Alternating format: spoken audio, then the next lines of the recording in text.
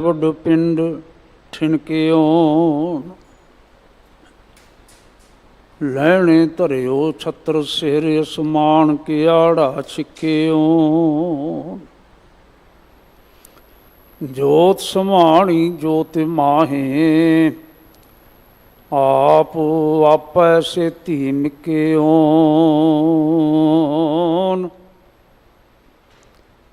ਜਾਂ ਸੁਧੋ ਸੋ ਤਾਂ ਲੈਣਾ ਟਿਕਿਓ ਮੈਂ ਮੂਰਖ ਕੀ ਕੇਤਕ ਬਾਤ ਹੈ ਕੋਟ ਪਰਾਧੀ ਤਰਿਆ ਰੇ ਗੁਰੂ ਨਾਨਕ ਜਿਨ ਸੁਣਿਆ ਪਿਖਿਆ ਸੇ ਫਿਰ ਗਰਭਾਸ ਨਾ ਭਰਿਆ ਰੇ ਗੁਰੂ ਨਾਨਕ ਜਿਨ ਸੁਣਿਆ ਪਿਖਿਆ ਸੇ ਫਿਰ ਗਰਭਾਸ ਨਾ ਭਰਿਆ ਰੇ ਜਪ ਮਨ ਮੇਰੇ ਗੋਵਿੰਦ ਕੀ ਬਾਣੀ ਸਾਧੂ ਜਨ ਰਾਮ ਰਸਨ ਵਖਾਣੀ ਜਪ ਮਨ ਮੇਰੇ ਗੋਵਿੰਦ ਕੀ ਬਾਣੀ ਗੋਵਿੰਦ ਕੀ ਬਾਣੀ ਗੋਵਿੰਦ ਕੀ ਬਾਣੀ ਗੋਵਿੰਦ ਕੀ ਬਾਣੀ ਜਪ ਮਨ ਮੇਰੇ ਗੋਵਿੰਦ ਕੀ ਬਾਣੀ ਜਪ ਮਨ ਮੇਰੇ ਗੋਵਿੰਦ ਕੀ ਬਾਣੀ ਜਪ ਮਨ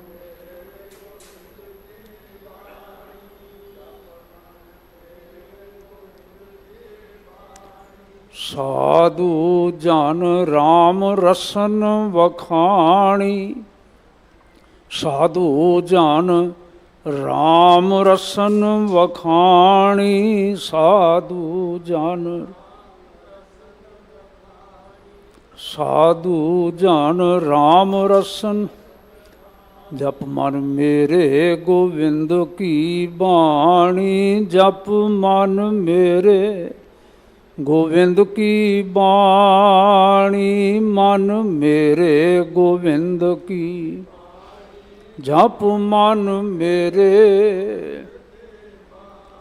ਜਪ ਮਨ ਮੇਰੇ ਗੋਵਿੰਦ ਕੀ ਬਾਣੀ ਜਪ ਮਨ ਮੇਰੇ ਗੋਵਿੰਦ ਕੀ ਬਾਣੀ ਮਨ ਮੇਰੇ ਗੋਵਿੰਦ ਕੀ ਜਪ ਮਨ ਮੇਰੇ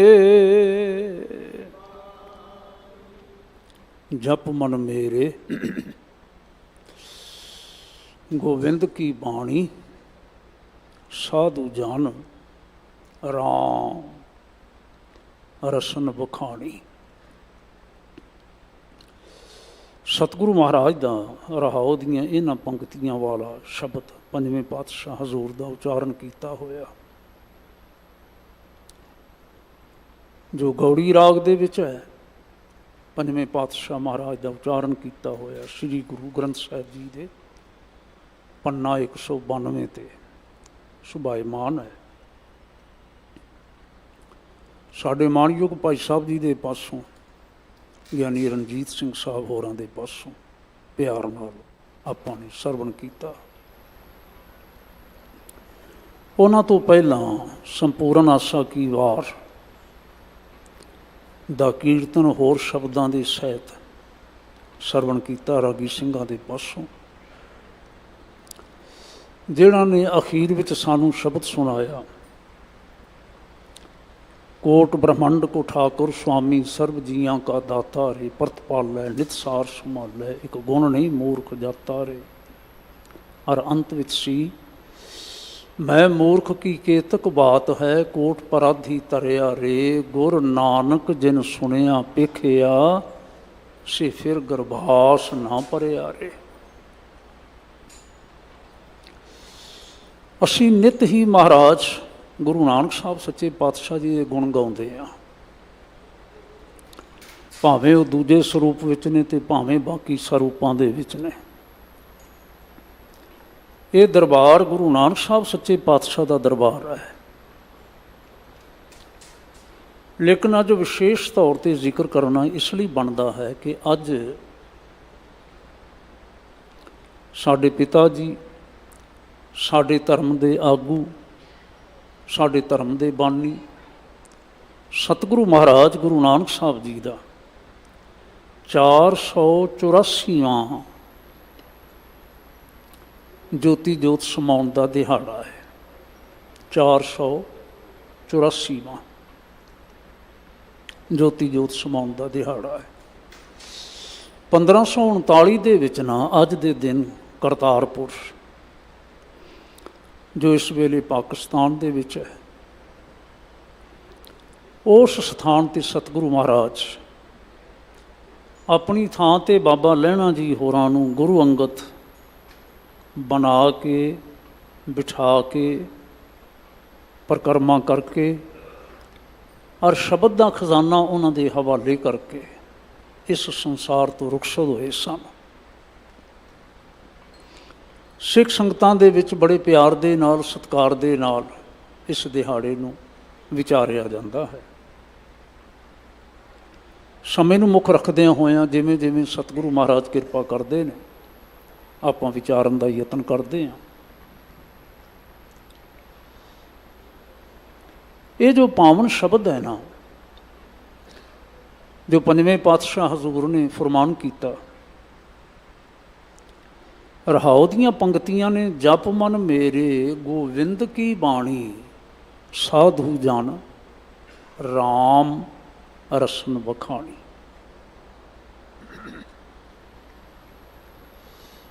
ਜਪ ਮਨ ਮੇਰੇ, ਐ ਮੇਰੇ ਮਨ ਜਪ। ਕੀ ਜਪ? ਗੋਵਿੰਦ ਕੀ ਬਾਣੀ। ਗੋਬਿੰਦ ਕਰਤਾਰ ਦੇ ਅਨੇਕਾਂ ਬੇਅੰਤ ਨਾਵਾਂ ਦੇ ਵਿੱਚੋਂ ਇੱਕ ਨਾਮ ਹੈ। ਜਿਵੇਂ ਕੱਲ੍ਹ ਅਸੀਂ ਭਗਵੰਤ ਨਾਮ ਦੀ ਵਿਚਾਰ ਕੀਤੀ ਨਾ, ਕੱਲ੍ਹ ਦੇ ਸ਼ਬਦ ਦੀ ਰਹਾਉ ਦੀ ਪੰਗਤੀ ਵਿੱਚ ਭਗਵੰਤ ਵਰਤਿਆ ਗਿਆ ਸੀ। ਅੱਜ ਸਤਿਗੁਰਾਂ ਨੇ ਗੋਬਿੰਦ ਆਖਿਆ। ਗੋਬਿੰਦ ਸ਼ਬਦ ਦਾ ਆਖਰੀ ਅਰਥ ਜਿਹੜਾ ਇੱਕ ਹੈ, ਉਹ ਹੈ ਸਭਨਾਂ ਦੀ ਜਾਣਨ ਵਾਲਾ, ਜਿਸ ਨੂੰ ਅਸੀਂ ਅੰਤਰਜਾਮੀ ਕਹਿ ਲੈਂਦੇ ਹਾਂ।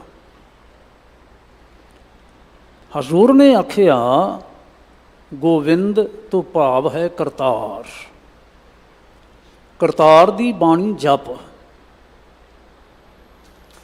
ਕਰਤਾਰ ਦੀ ਬਾਣੀ ਚੇਤੇ ਕਰ। ਕਰਤਾਰ ਦੀ ਬਾਣੀ ਨੂੰ ਆਪਣੀ ਸਿਮਰਤੀ ਦਾ, ਆਪਣੀ ਯਾਦ ਦਾ, ਆਪਣੀ ਵਿਚਾਰ ਦਾ ਹਿੱਸਾ ਬਣਾ। ਔਰ ਗੋਬਿੰਦ ਕੀ ਬਾਣੀ ਜਿਹੜੀ ਹੈ, ਉਹ ਗੋਬਿੰਦ ਦੀ ਬਾਣੀ ਕਿਹੜੀ, ਇਸ ਗੱਲ ਨੂੰ ਸੰਖੇਪ ਕੀਤਾ ਗੁਰੂ ਪਾਤਸ਼ਾਹ ਨੇ। ਜਿਹੜੀ ਸਾਧੂ ਜਨ, ਜਿਹੜੇ ਸਾਧੂ ਜਨਾਂ ਨੇ ਰਾਮ ਰਸਨ ਵਖਾਣੀ। ਹੁਣ ਇੱਥੇ ਸ਼ਬਦ ਵਰਤਿਆ ਰਾਮ, ਰਾਮ ਤੋਂ ਭਾਵ ਵੀ ਗੋਬਿੰਦ ਹੈ। ਗੋਬਿੰਦ ਕੀ ਬਾਣੀ ਜਿਹੜੀ ਹੈ, ਸਾਧੂ ਜਨਾਂ ਨੇ ਆਪਣੀ ਰਸਨਾ ਦੇ ਨਾਲ ਜੋ ਉਚਾਰਨ ਕੀਤੀ ਹੈ। ਮੈਨੂੰ ਖਿਮਾ ਕਰਿਓ ਜੇ, ਗੁਰਬਾਣੀ ਦੇ ਭਾਵ ਬਹੁਤ ਡੂੰਘੇ ਹੁੰਦੇ ਨੇ, ਔਰ ਕਦੀ ਐਸਾ ਨਾ ਮਨ ਵਿੱਚ ਲਿਆਉਣਾ, ਨਾ ਕਰਨ ਵਾਲਿਆਂ ਨੇ ਤੇ ਨਾ ਸੁਣਨ ਵਾਲਿਆਂ ਨੇ, ਕਿ ਜੋ ਅਰਥ ਮੈਂ ਕਰ ਲਏ ਨੇ ਜਾਂ ਜੋ ਮੈਂ ਸਮਝ ਲਏ ਨੇ ਇਹੀ ਅੰਤਮ ਅਰਥ ਨੇ। ਐਸਾ ਨਹੀਂ ਹੈ। ਮੈਂ ਤਾਂ ਨਿਮਰਤਾ ਨਾਲ ਹੱਥ ਜੋੜ ਕੇ ਇਉਂ ਹੀ ਸਿਰਫ ਕਹਿ ਸਕਦਾ, ਇਸ ਦੇ ਅਸਲ ਵਿੱਚ ਅਰਥ ਤਾਂ ਗੁਰੂ ਪਾਤਸ਼ਾਹ ਆਪ ਜਾਣਦੇ ਨੇ, ਗੁਰੂ ਪੰਥ ਜਾਣਦਾ ਹੈ। ਜੋ ਕੁਝ ਸਮਝ ਵਿੱਚ ਆਇਆ ਹੈ, ਜਿਤਨੀ ਕੁ ਸਤਿਗੁਰਾਂ ਨੇ ਸਮਝ ਬਖਸ਼ੀ ਹੈ, ਬੁੱਧੀ ਬਖਸ਼ੀ ਹੈ, ਆਪਾਂ ਉਸ ਬੁੱਧੀ ਦੀ ਸੀਮਾ ਵਿੱਚ ਬੈਠ ਕੇ ਹੀ ਵਿਚਾਰ ਸਕਦੇ ਹਾਂ, ਹੋਰ ਕੁਛ ਨਹੀਂ ਕੀਤਾ ਜਾ ਸਕਦਾ ਹੁੰਦਾ। ਮੈਂ ਐਸਾ ਪ੍ਰਤੀਤ ਕਰਦਾ ਕਿ ਸਤਿਗੁਰੂ ਮਹਾਰਾਜ ਗੁਰੂ ਨਾਨਕ ਸਾਹਿਬ, ਉਹਨਾਂ ਦਾ ਜੋ ਸਾਰਾ ਯਤਨ ਹੈ ਨਾ, ਉਹ ਇੱਕ ਕਰਤਾਰ ਦੇ ਨਾਲ ਜੋੜਨ ਦਾ ਯਤਨ ਹੈ। ਜਿਵੇਂ ਅਸੀਂ ਕੁਝ ਪੱਖਾਂ 'ਤੇ ਨਾ ਕੱਲ੍ਹ ਵਿਚਾਰ ਕੀਤੀ ਸੀ, ਨਾ ਤੱਤਾਂ ਦੀ ਗੱਲ ਹੈ, ਕੋਈ ਮਾਨਤਾ ਹੈ, ਨਾ ਕੋਈ ਦੇਵੀ ਦੇਵਤਿਆਂ ਦੀ ਕੋਈ ਮਾਨਤਾ ਹੈ, ਨਾ ਕਿਸੇ ਹੋਰ ਦੀ ਕੋਈ ਮਾਨਤਾ ਹੈ। ਸਤਿਗੁਰੂ ਮਹਾਰਾਜ ਕਹਿੰਦੇ ਨੇ ਕਰਤਾਰ ਕੇਵਲ ਇੱਕ ਹੈ, ਕਰਤਾ ਇੱਕ ਹੈ, ਜਿਸ ਨੂੰ ਸਾਰੀ ਬਾਣੀ ਦੇ ਆਦਿ ਵਿੱਚ, ਆਰੰਭ ਵਿੱਚ ਇੱਕ ਓੰਕਾਰ ਕਿਹਾ ਗਿਆ। ਕਰਤਾਰ ਇੱਕ, ਜੋ ਇੱਕ ਰਸ ਸਰਬ ਵਿਆਪਕ ਹੈ, ਖੰਡਾਂ ਬ੍ਰਹਮੰਡਾਂ ਵਿੱਚ ਰਹਿੰਦੀ ਵਸਦੀ ਟਿਕੀ ਹੋਈ ਰਚਨਾ ਵਿੱਚ, ਸਭਨਾਂ ਵਿੱਚ ਕਰਤਾਰ ਇੱਕ ਹੈ। ਔਰ ਉਸ ਦੇ ਬਾਬਤ ਹੀ ਸਤਿਗੁਰੂ ਮਹਾਰਾਜ ਸਾਨੂੰ ਇੰਟਰੋਡਿਊਸ ਕਰਵਾਉਂਦੇ ਨੇ, ਜਾਣ ਪਛਾਣ ਕਰਵਾਉਂਦੇ ਨੇ। ਦੇਖੋ, ਸਾਵਧਾਨ ਹੋ ਕੇ ਦੇਖੋ, ਉਸ ਤੋਂ ਬਿਨਾਂ ਹੋਰ ਕੋਈ ਨਹੀਂ ਹੈ। ਸਾਹਿਬ ਮੇਰਾ ਇੱਕੋ ਹੈ ਪਹਾਈ, ਇੱਕੋ ਹੈ। ਅੱਜ ਵੀ ਆਖਿਆ, ਜਪ ਮਨ ਮੇਰੇ ਗੋਵਿੰਦ ਕੀ ਬਾਣੀ। ਇੱਥੇ ਗੋਵਿੰਦ ਸ਼ਬਦ ਦਾ ਅਰਥ ਮੈਂ ਫਿਰ ਦੁਹਰਾ ਦਿਆਂ, ਭਾਵ ਹੈ ਕਰਤਾਰ, ਜਿਸ ਨੂੰ ਅਸੀਂ ਬਾਕੀ ਹੋਰ ਨਾਵਾਂ ਨਾਲ ਵੀ ਯਾਦ ਕਰ ਲੈਂਦੇ ਹਾਂ। ਅਕਾਲ ਪੁਰਖ ਵੀ ਕਹਿ ਲੈਂਦੇ ਹਾਂ, ਵਾਹਿਗੁਰੂ ਵੀ ਕਹਿ ਲੈਂਦੇ ਹਾਂ, ਹੋਰ ਕਿਤਨੇ ਸਾਰੇ ਜੋ ਕਿਰਤਮ ਨਾਮ ਜਿਨ੍ਹਾਂ ਨੂੰ ਆਖਿਆ ਗਿਆ ਹੈ, ਉਹ ਵੀ ਅਸੀਂ ਵਰਤ ਲੈਂਦੇ ਹਾਂ। ਪਰ ਸਿੱਖੀ ਮੰਡਲ ਦੇ ਵਿੱਚ ਜੋ ਪ੍ਰਸਿੱਧ ਪ੍ਰਚਲਿਤ ਨਾਮ ਨੇ, ਅਸੀਂ ਅਕਸਰ ਉਹ ਵਰਤਦੇ ਹਾਂ, ਤਾਂ ਕਿ ਜਿਹੜੀ ਸਿੱਖ ਧਰਮ ਦੇ ਨਿਰਾਲੇਪਣ ਵਾਲੀ ਜਿਹੜੀ ਬਾਤ ਹੈ ਨਾ, ਉਹ ਵੀ ਸਾਡੀ ਵਿਚਾਰ ਦੇ ਵਿੱਚ ਲਗਾਤਾਰ ਉਹ ਟਿਕੀ ਰਵੇ ਅਤੇ ਪ੍ਰਗਟ ਹੁੰਦੀ ਰਵੇ। ਗੋਬਿੰਦ ਦੀ ਬਾਣੀ ਕੀ ਹੈ? ਸਾਧੂ ਜਨ ਰਸਨ ਬਖਾਣੀ, ਰਾਮ ਗੋਬਿੰਦ ਦੀ ਬਾਣੀ, ਜਿਹੜੀ ਸਾਧੂ ਜਨਾਂ ਨੇ ਆਪਣੀ ਰਸਨਾ ਦੇ ਨਾਲ ਆਖੀ। ਕਿਹੜੇ ਸਾਧੂ ਜਨਾਂ ਨੇ ਆਖੀ? ਅਗਲਾ ਸਵਾਲ ਪੈਦਾ ਹੋਏਗਾ। ਆਖੀ ਜਿਹੜੀ ਆਖਦੇ ਹਨ, ਕਿਹੜੇ ਸਾਧੂ ਜਨ? ਸਾਧੂ ਜਨ ਉਹ ਨੇ ਜਿਨ੍ਹਾਂ ਦਾ ਜੀਵਨ ਤਾਨ ਮਾਨ ਆਦਿ ਮੁਕੰਮਲ ਤੌਰ 'ਤੇ ਸਾਧਿਆ ਹੋਇਆ ਹੈ, ਜਿਹੜੇ ਕੇਵਲ ਉਸ ਕਰਤਾਰ ਦੇ ਨਾਲ, ਗੋਬਿੰਦ ਦੇ ਨਾਲ ਲਗਾਤਾਰ ਅਭੇਦ ਹੋਏ ਨੇ। ਉਹਨਾਂ ਨੂੰ ਮਹਾਂਪੁਰਖ ਵੀ ਆਖਿਆ ਗਿਆ। ਮਾਨਯੋਗ ਗਿਆਨੀ ਜੀ ਹੋਰਾਂ ਦੀ ਨਾ ਇੱਕ ਗੱਲ ਦੀ ਮੈਂ ਤਾਰੀਫ ਹਮੇਸ਼ਾ ਹੀ ਕਰਦਾ। ਰੋਜ਼ਾਨਾ ਤਕਰੀਬਨ ਇਸ ਵੇਲੇ ਇਹ ਇੱਥੇ ਹਾਜ਼ਰੀ ਵਿੱਚ ਸ਼ਾਮਲ ਹੁੰਦੇ ਨੇ, ਅਤੇ ਪਹਿਲਾਂ ਨਾ ਇਹ ਪਾਵਨ ਸ਼ਬਦ ਦਾ ਪਾਠ ਵੀ ਸਾਨੂੰ ਸਰਵਣ ਕਰਵਾਉਂਦੇ ਨੇ। ਪਰ 2-2 ਪੰਕਤੀਆਂ ਦੇ 3 ਹਿੱਸੇ ਨਾਲ ਲਗਾਤਾਰ ਹਰ ਰੋਜ਼ ਹੀ ਸੁਣਾਉਂਦੇ ਨੇ। ਅਸੀਂ ਸ਼ਾਇਦ ਮਨ ਵਿੱਚ ਸੋਚਦੇ ਹੋਈਏ ਵੀ ਹੋਰ ਇਹਨਾਂ ਨੂੰ ਸ਼ਬਦ ਹੀ ਕੋਈ ਨਹੀਂ ਆਉਂਦੇ ਹੈਗੇ, ਹੋਰ ਸ਼ਬਦ ਪੜ੍ਹ ਲਿਆ ਕਰਨ। ਐਸਾ ਹੋ ਤਾਂ ਸਕਦਾ ਹੈ, ਪਰ ਮੈਂ ਸਮਝਦਾ ਕਿ ਜਦੋਂ ਅਸੀਂ ਸ਼ਬਦ ਦੀ ਵਿਚਾਰ ਕਰਨ ਵਾਸਤੇ ਜਾ ਰਹੇ ਹਾਂ, ਤਾਂ ਜਿਹੜੀਆਂ ਇਹ ਪੰਕਤੀਆਂ ਦੁਹਰਾਉਂਦੇ ਨੇ, ਸਾਡੇ ਧਿਆਨ ਵਿੱਚ ਲਿਆਉਂਦੇ ਨੇ, ਉਹ ਬਹੁਤ ਕੀਮਤੀ ਨੇ, ਬਹੁਤ ਅੱਛੀਆਂ ਨੇ, ਅਤੇ ਲਗਾਤਾਰ ਉਹ ਕਹਿੰਦੇ ਰਹਿਣ ਦੇ ਵਿੱਚ ਕੋਈ ਹਰਜ਼ ਨਹੀਂ ਹੋਣਾ ਚਾਹੀਦਾ। ਬਚਨ ਆਖਿਓ ਨੇ, ਬਾਣੀ ਗੁਰੂ ਹੈ ਬਾਣੀ, ਵਿੱਚ ਬਾਣੀ ਅੰਮ੍ਰਿਤ ਸਾਰੇ, ਗੁਰ ਬਾਣੀ ਕਹੈ ਸੇਵਕ ਜਨ ਮਾਨੈ, ਪ੍ਰਤੱਖ ਗੁਰੂ ਨਿਸਤਾਰੇ। ਫਿਰ ਤੀਜੇ ਪਾਤਸ਼ਾਹ ਜੀ ਨੇ ਇੱਕ ਹੋਰ ਵਚਨ ਆਖਿਆ, ਇਹ ਬਾਣੀ ਮਹਾਂਪੁਰਖ ਕੀ ਨਿਜ ਘਰ ਵਾਸਾ ਹੋਏ। ਮੈਂ ਇਸ ਸ਼ਬਦ ਨੂੰ ਅੱਗੇ ਲੈ ਕੇ ਚੱਲਣਾ ਚਾਹੁੰਦਾ। ਬਾਣੀ ਮਹਾਂਪੁਰਖ ਕੀ, ਕਿਹੜੇ ਮਹਾਂਪੁਰਖ ਦੀ ਬਾਣੀ? ਅਸੀਂ ਜਦੋਂ ਗਿਣਤੀਆਂ ਵਿੱਚ ਪੈ ਜਾਂਦੇ ਹਾਂ ਤਾਂ ਅਸੀਂ ਗਿਣਤੀ ਕਰਦੇ ਹਾਂ ਕਿ 35 ਮਹਾਂਪੁਰਖਾਂ ਦੀ ਬਾਣੀ ਹੈ। ਉਹਨਾਂ ਮਹਾਂਪੁਰਖਾਂ ਦੇ ਵਿੱਚ ਭਗਤ ਵੀ ਨੇ, ਉਹਨਾਂ ਮਹਾਂਪੁਰਖਾਂ ਦੇ ਵਿੱਚ ਗੁਰੂ ਕੇ ਸਿੱਖ ਭੱਟ ਵੀ ਨੇ, ਬਾਬਾ ਸੁੰਦਰ ਜੀ ਵੀ ਨੇ, ਬਲਵੰਡ ਅਤੇ ਸੱਤਾ ਜੀ ਵੀ ਨੇ, ਅਤੇ ਸਤਿਗੁਰੂ ਮਹਾਰਾਜ ਆਪ 6 ਸਰੂਪਾਂ ਦੇ ਵਿੱਚ, ਉਹਨਾਂ ਤੋਂ ਇਲਾਵਾ 15 ਭਗਤ ਜਿਨ੍ਹਾਂ ਦਾ ਮੈਂ ਪਹਿਲਾਂ ਜ਼ਿਕਰ ਕਰ ਚੁੱਕਾ ਇਹ ਵੀ ਨੇ। ਤਾਂ ਕੁੱਲ ਮਿਲਾ ਕੇ 35 ਮਹਾਂਪੁਰਖਾਂ ਦੀ ਬਾਣੀ ਆਖੀ ਗਈ, ਜਿਨ੍ਹਾਂ ਨੂੰ ਵੱਖਰੇ ਵੱਖਰੇ ਨਾਵਾਂ ਹੇਠ ਗੁਰਬਾਣੀ ਦੇ ਵਿੱਚ ਨਾ ਸਤਿਗੁਰੂ ਮਹਾਰਾਜ ਨੇ ਸਿਰਲੇਖ ਦੇ ਕੇ ਪੰਜਵੇਂ ਪਾਤਸ਼ਾਹ ਜੀ ਨੇ ਖੁਦ ਸਾਨੂੰ ਸੇਧ ਦਿੱਤੀ। ਲੇਕਿਨ ਜਿਨ੍ਹਾਂ ਨਾਵਾਂ ਦੇ, ਜਿਨ੍ਹਾਂ ਸ਼ਖਸੀਅਤਾਂ ਦੇ ਨਾਮ ਨਾਲ ਮਹਲਾ ਸ਼ਬਦ ਵਰਤਿਆ ਗਿਆ ਨਾ, ਮੰਮਾ ਹਾਹਾ ਲੱਲੇ ਨੂੰ ਕੰਨਾ ਮਹਲਾ, ਕੁਝ ਪ੍ਰੇਮੀ ਮਹੱਲਾ ਕਹਿੰਦੇ ਨੇ, ਕੁਝ ਪ੍ਰੇਮੀ ਮਹਿਲਾ ਕਹਿੰਦੇ ਨੇ, ਭਾਵ ਸਾਰਿਆਂ ਦਾ ਇੱਕੋ ਹੀ ਹੈ।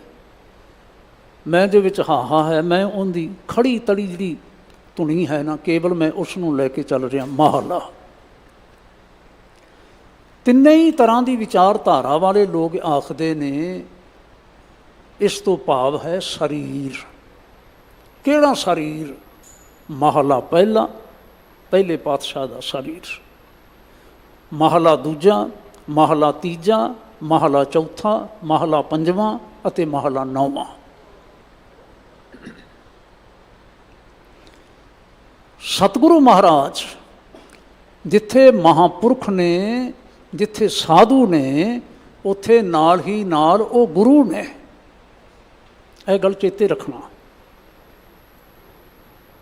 ਜਿੱਥੇ ਉਹ ਇੱਕ ਸਿੱਖ ਨੇ, ਜਿੱਥੇ ਇੱਕ ਭਗਤ ਨੇ, ਜਿੱਥੇ ਉਹ ਗਿਆਨੀ ਬ੍ਰਹਮ ਗਿਆਨੀ ਨੇ, ਉੱਥੇ ਉਹ ਨਾਲ ਹੀ ਨਾਲ ਗੁਰੂ ਨੇ। ਗੁਰੂ ਪਦਵੀ 'ਤੇ ਅਸੀਨ ਨੇ, ਗੁਰੂ ਪਦਵੀ 'ਤੇ ਅਸੀਨ ਨੇ, ਸ਼ੋਭਤ ਨੇ। ਔਰ ਇਹ ਗੁਰੂ ਪਦ, ਇਹ ਮਹਲਾ ਪਦ ਨਾ ਤਾਂ ਭਗਤਾਂ ਦੇ ਨਾਂ ਨਾਲ ਲਗਾਇਆ ਗਿਆ, ਨਾ ਬਾਕੀ ਗੁਰਸਿੱਖਾਂ ਦੇ ਨਾਮ ਨਾਲ ਜੋੜਿਆ ਗਿਆ। ਇਹ ਕੇਵਲ 6 ਪਾਤਸ਼ਾਹੀਆਂ ਦੇ ਨਾਮ ਨਾਲ ਹੀ ਸ਼ਬਦ ਵਰਤਿਆ ਗਿਆ। ਮੈਂ ਕੀ ਕਹਿਣ ਜਾ ਰਿਹਾ ਸਾਂ, ਅੱਜ ਦੇ ਦਿਨ ਨਾ ਇਹ ਵਿਚਾਰ ਕਰਨੀ ਡਾਢੀ ਜ਼ਰੂਰੀ ਸਾਨੂੰ ਬਣਦੀ ਹੈ। ਇਹਨਾਂ ਮਹਾਂਪੁਰਖਾਂ ਨੇ, ਇਹਨਾਂ ਸਾਧੂ ਜਨਾਂ ਨੇ, ਜਿਹੜੇ ਸਾਧੂ ਜਨ, ਜਿਹੜੇ ਮਹਾਂਪੁਰਖ ਗੁਰੂ ਪਦਵੀ ਦੇ ਧਾਰਨੀ ਹੋਏ, ਉਹਨਾਂ ਨੇ ਜੋ ਬਾਣੀ ਆਖੀ, ਇਹ ਗੋਬਿੰਦ ਦੀ ਬਾਣੀ ਹੈ, ਕਰਤਾਰ ਦੀ ਬਾਣੀ ਹੈ। ਔਰ ਇਉਂ ਨਾ ਗੱਲ ਪ੍ਰਚਲਿਤ ਜਿਵੇਂ ਬਾਕੀ ਧਰਮਾਂ ਦੇ ਬਾਬਤ ਹੈ। ਮੌਸਿਸ ਜਿਹੜੇ ਸਨ ਉਹ ਪਹਾੜ 'ਤੇ ਇੱਕ ਕੰਦਰਾਂ ਵਿੱਚ ਬੈਠਦੇ ਸਨ, ਅਤੇ ਉਹਨਾਂ ਨੂੰ ਉਹਨਾਂ ਦੀ ਕਲਾਮ ਦਾ ਆਵੇਸ਼ ਹੁੰਦਾ ਸੀ। ਸ਼ਬਦ ਵਰਤਿਆ ਗਿਆ ਆਵੇਸ਼। ਜਿਸ ਤਰ੍ਹਾਂ ਮੁਹੰਮਦ ਸਾਹਿਬ ਨੂੰ ਕੁਰਾਨ ਦੀਆਂ ਆਇਤਾਂ ਆਵੇਸ਼ ਹੋਈਆਂ, ਨਾਜ਼ਲ ਹੋਈਆਂ, ਉੱਪਰੋਂ ਉਤਰੀਆਂ, ਕਿਉਂਕਿ ਇਹਨਾਂ ਮਹਾਂਪੁਰਸ਼ਾਂ ਨੇ, ਇਹਨਾਂ ਸਾਧੂ ਜਨਾਂ ਨੇ ਜੋ ਕੁਝ ਵੀ ਬਚਨ ਆਖੇ, ਉਹ ਸਧਾਰਨ ਬਚਨ ਨਹੀਂ ਸਨ, ਬੋਲ ਨਹੀਂ ਸਨ। ਇਹ ਦਾਅਵਾ ਕੀਤਾ ਗਿਆ ਕਿ ਜੋ ਬਚਨ ਆਖੇ ਗਏ ਨੇ ਇਹ ਖੁਦਾਈ ਬਚਨ ਨੇ, ਇਹ ਖੁਦਾ ਦੀਆਂ ਬਾਤਾਂ ਨੇ, ਜਿਹੜੀਆਂ ਮੂਸਾ ਜੀ ਦੇ, ਮੌਸਿਸ ਦੇ ਰਾਹੀਂ ਸੰਸਾਰ ਵਿੱਚ ਪ੍ਰਗਟ ਹੋਈਆਂ, ਜਿਹੜੀਆਂ ਮੁਹੰਮਦ ਜੀ ਦੇ ਰਾਹੀਂ ਸੰਸਾਰ ਵਿੱਚ ਪ੍ਰਗਟ ਹੋਈਆਂ। ਜੇ ਗੀਤਾ ਦਾ ਉਚਾਰਨ ਕੀਤਾ ਗਿਆ ਤਾਂ ਕ੍ਰਿਸ਼ਨ ਜੀ ਦੇ ਰਾਹੀਂ ਇਹ ਪ੍ਰਗਟ ਹੋਈਆਂ ਆਦਿ। ਔਰ ਤੁਹਾਡੇ ਜ਼ਰੂਰ ਧਿਆਨ ਵਿੱਚ ਹੋਵੇਗਾ ਸਤਿਗੁਰੂ ਮਹਾਰਾਜ ਦਾ ਆਖਿਆ ਹੋਇਆ ਇਹ ਵਚਨ ਕਿ ਅਸੀਂ ਵੀ ਜੋ ਇਹ ਬਾਣੀ ਕਹਿ ਰਹੇ ਹਾਂ, ਇਹ ਬਾਣੀ ਸਾਡੀ ਨਹੀਂ ਹੈ। ਜਿਸ ਨੂੰ ਅਸੀਂ ਆਖ ਲਈਏ ਕਿ ਸਤਿਗੁਰੂ ਮਹਾਰਾਜ ਦੀ ਇਹ ਤੁਕਬੰਦੀ ਹੈ ਤਾਂ ਉਹਨਾਂ ਦੀ ਉਚਾਰਨ ਕੀਤੀ ਹੋਈ। ਫਿਰ ਕੀ ਕਹਿਣਾ ਚਾਹੁੰਦੇ ਨੇ? ਇਸ ਦੇ ਜਿਹੜੇ ਖਿਆਲਾਤ ਨੇ, ਇਸ ਵਿਚਲਾ ਜਿਹੜਾ ਸੱਚ ਹੈ, ਇਹ ਖਿਆਲਾਤ, ਇਹ ਸੱਚ ਸਾਡਾ ਨਹੀਂ, ਇਹ ਖਿਆਲਾਤ, ਇਹ ਸੱਚ ਰੱਬ ਜੀ ਦਾ ਹੈ। ਇਹ ਖਿਆਲਾਤ, ਇਹ ਸੱਚ ਮੇਰੇ ਖਸਮ ਦਾ ਹੈ, ਮੇਰੇ ਵਾਹਿਗੁਰੂ ਜੀ ਦਾ ਹੈ। ਔਰ ਐਸੇ ਬਚਨ ਅਸੀਂ ਚੇਤੇ ਕਰਿਆ ਕਰਦੇ ਹਾਂ, ਜੈਸੀ ਮੈਂ ਆਵੈ ਖਸਮ ਕੀ ਬਾਣੀ, ਤੈਸੜਾ ਕਰੀ ਗਿਆਨ ਵੇ ਲਾ ਲੋ। ਔਰ ਤੀਸਰੇ ਪਾਤਸ਼ਾਹ ਜੀ ਨੇ ਨਾ ਇੱਕ ਸੁੰਦਰ ਢੰਗ ਦੇ ਨਾਲ ਸਾਨੂੰ ਥੋੜ੍ਹਾ ਜਿਹਾ ਸੁਚੇਤ ਕਰ ਦਿੱਤਾ। ਭਾਵੇਂ ਪਹਿਲਾਂ ਪਹਿਲ ਬ੍ਰਾਹਮਣ ਹੀ ਗੁਰੂ ਆਖਿਆ ਜਾਂਦਾ ਸੀ, ਮੰਨਿਆ ਜਾਂਦਾ ਸੀ, ਪਰ ਸਿੱਖੀ ਮੰਡਲ ਵਿੱਚ ਜਦੋਂ ਗੁਰੂ ਨਾਨਕ ਸਾਹਿਬ ਜੀ ਨੂੰ ਗੁਰੂ ਆਖਿਆ ਗਿਆ, ਉਹਨਾਂ ਨੇ ਬਾਣੀ ਉਚਾਰਨ ਕੀਤੀ, ਜਿਸ ਦਾ ਮੈਂ ਸੰਕੇਤਕ ਤੌਰ 'ਤੇ ਪਹਿਲਾਂ ਹਵਾਲਾ ਦਿੱਤਾ ਕਿ ਇਸ ਸੰਸਾਰ 'ਤੇ ਤੁਰਨ ਤੋਂ ਪਹਿਲਾਂ ਸਤਿਗੁਰਾਂ ਨੇ ਸ਼ਬਦ ਕਾ ਖਜ਼ਾਨਾ ਅੰਗਦ ਕੇ ਹਵਾਲੇ ਕੀਆ।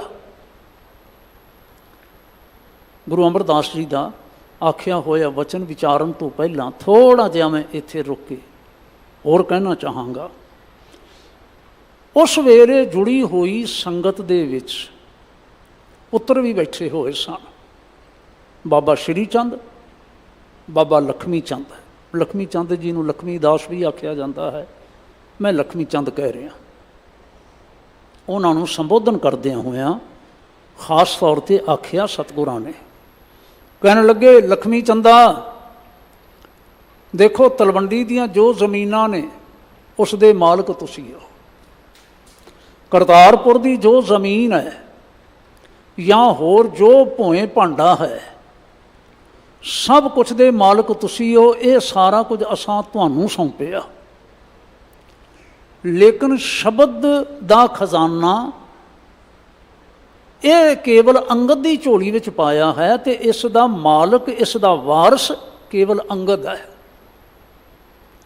ਤੁਹਾਨੂੰ ਸ਼ਬਦ ਉਚਾਰਨ ਕਰਨ ਦਾ ਕੋਈ ਅਧਿਕਾਰ ਨਹੀਂ ਹੋਵੇਗਾ। ਇਹ ਗੱਲ ਸਪਸ਼ਟ ਰੂਪ ਵਿੱਚ ਆਖੀ। ਤੁਹਾਨੂੰ ਬਾਣੀ ਉਚਾਰਨ ਕਰਨ ਦਾ ਕੋਈ ਅਧਿਕਾਰ ਨਹੀਂ ਹੋਵੇਗਾ। ਬਾਣੀ ਉਚਾਰਨ ਕਰਨ ਦਾ ਅਧਿਕਾਰੀ ਉਹ ਹੈ ਜਿਹੜਾ ਸਾਡੀ ਥਾਂ 'ਤੇ ਬੈਠਾ ਹੈ। ਸਪਸ਼ਟ ਕਰ ਦਿੱਤਾ। ਉਸ ਦੇ ਕਈ ਕਾਰਨ ਸਨ ਜਿਹੜੇ ਸਤਿਗੁਰੂ ਮਹਾਰਾਜ ਬੜੀ ਭਲੀ ਪ੍ਰਕਾਰ ਸਮਝਦੇ ਸਨ, ਸਿੱਖਾਂ ਨੂੰ ਹੌਲੀ ਹੌਲੀ ਸਮਝ ਆਏ। ਤੀਜੇ ਪਾਤਸ਼ਾਹ ਜੀ ਦਾ ਮੈਂ ਬਚਨ ਕਰਨ ਜਾ ਰਿਹਾ ਸਾਂ। ਅਸੀਂ ਆਨੰਦ ਬਾਣੀ ਦੇ ਵਿੱਚ, ਆਨੰਦ ਸਾਹਿਬ ਦੇ ਵਿੱਚ ਰੋਜ਼ ਹੀ ਪੜ੍ਹਿਆ ਕਰਦੇ ਹਾਂ, ਸਤਿਗੁਰੂ ਬਿਨਾ ਹੋਰ ਕੱਚੀ ਹੈ ਬਾਣੀ। ਸਤਿਗੁਰੂ ਬਿਨਾ, ਬੋਲੋ ਸਾਰੇ, ਹੋਰ ਕੱਚੀ ਹੈ ਬਾਣੀ। ਕਹਿੰਦੇ ਕੱਚੇ, ਇਹ ਕਾਰਨ ਹੈ, ਕਹਿੰਦੇ ਕੱਚੇ। ਅਤੇ ਸੁਣਨ ਵਾਲੇ ਵੀ ਕਿਹੋ ਜਿਹਾ ਹੋਏ ਫਿਰ? ਸੁਣਦੇ ਕੱਚੇ। ਕੱਚੀ ਆਖ ਵਖਾਣੀ। ਹੁਣ ਕੱਚ ਕੀ ਹੈ? ਚਿੱਤ ਜਿਨ ਕਾ ਹਿਰ ਲਿਆ ਮਾਇਆ, ਬੋਲਣ ਪੈ ਰਵਾਣੀ।